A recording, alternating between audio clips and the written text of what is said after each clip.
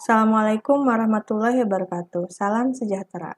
Saya Cuci Ernawati akan berkomentar mengenai keadilan hukum untuk kasus penculikan pemerkosaan remaja 14 tahun dan kemudian dijual di aplikasi micet. Kejadian ini viral di IG oleh @alfiana_akmal yang merupakan teman ayah korban. @alfiana_akmal memaparkan kronologi kejadian dan penangkapan pelaku. Menurutnya, korban diculik di dekat rumahnya atau sekitar 50 meter dari rumahnya. Korban kemudian dibawa oleh pelaku dan kemudian diperkosa secara beramai-ramai. Setelah itu korban dijual, korban dipukuli oleh pelaku dan diseret untuk dipaksa melayani nafsu para lelaki.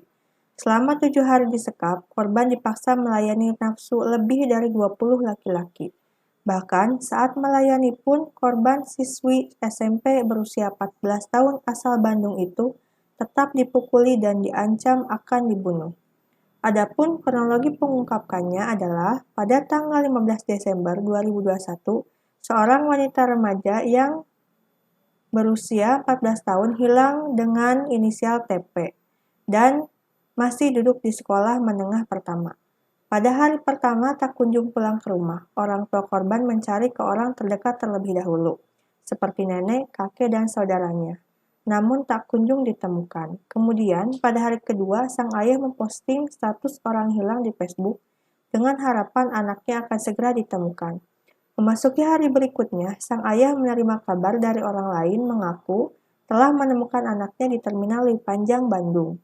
Secerca harapan tersebut telah sirna lantaran anaknya tak kunjung ditemukan. Kemudian, pada Rabu 22 Desember 2021, seseorang mengadu kepada ayah korban telah menemukan sang anak yang sama persis di akun micet yang ternyata telah dijadikan penghibur malam. Ayah korban kemudian menjebak tersangka dengan pura-pura menyewa di daerah Ciroyom, Bandung. Transaksi prostitusi online tersebut dilakukan di Jalan Halte Utara, Andir, Bandung.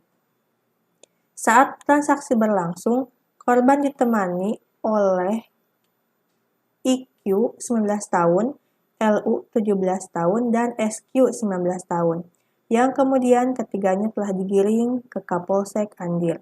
Sementara itu, Deden berusia 40 tahun yang diduga otaknya masih buron. Keadaan saat ini, sang korban dikabarkan mengalami trauma akibat kejadian tersebut. Korban sering menjerit-jerit tak karuan, menangis, dan enggan berinteraksi dengan orang lain. Melalui PMJ News, Aswin Sipayung menyatakan untuk perkembangan kasus cabul dan eksploitasi anak terkait Undang-Undang 23 tentang Perlindungan Anak ancaman 15 tahun penjara. Undang-Undang Perlindungan Anak Pasal 81 Ayat 1, setiap orang dengan sengaja melakukan kekerasan atau ancaman kekerasan memaksa anak melakukan persetubuhan dengannya atau dengan orang lain dipidana dengan pidana penjara paling lama 15 tahun dan paling singkat 3 tahun dan denda paling banyak 300 juta dan paling sedikit 60 juta. Kemudian pasal 2, ketentuan pidana sebagaimana dimaksud pada pasal 1 berlaku pula bagi setiap orang dengan sengaja melakukan tipu muslihat, serangkaian kebohongan, atau membujuk anak melakukan persetubuhan dengannya atau dengan orang lain.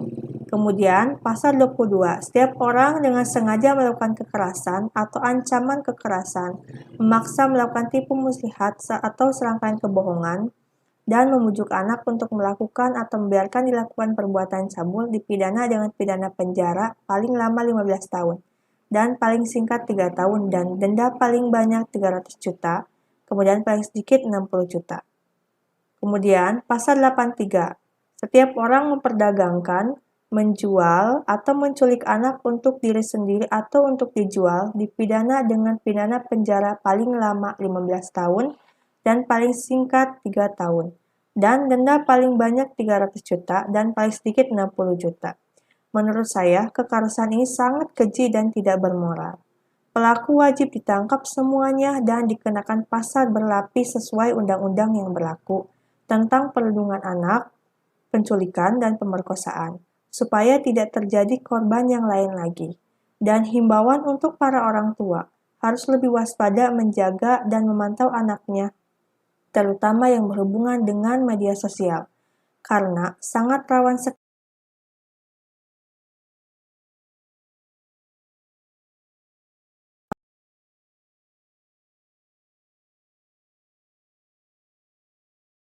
Assalamualaikum warahmatullahi wabarakatuh.